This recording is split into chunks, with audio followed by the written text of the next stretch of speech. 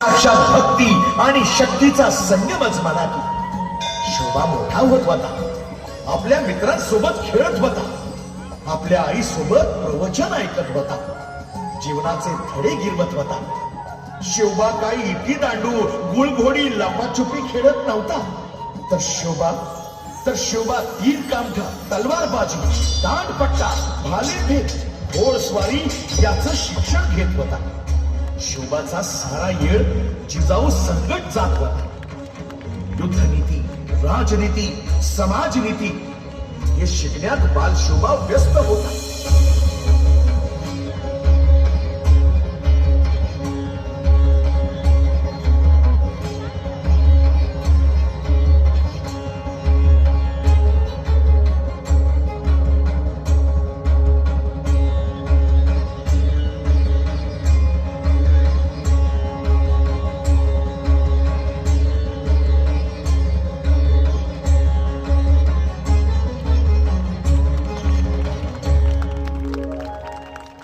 शिवबा, ये बाळा.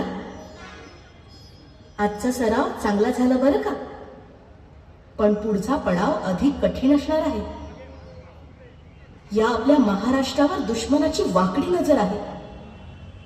तू तुझ्या तलवारीनं, तुझ्या चातुर्यानं दुश्मनाचा नायनाट करशील आणि या धरणी मातेचं रक्षण करशील.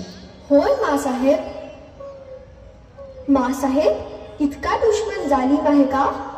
होय शिवबा, तो चारी दिशेने आपल्यावर आक्रमण करू पाहतोय. शिवबा, या युगात तुझ्या रूपानं श्रीकृष्णानं जन्म घेतलाय जणू. मासाहेब, श्रीकृष्ण कोण होता? श्रीकृष्णानं काय केलं? काय केलं?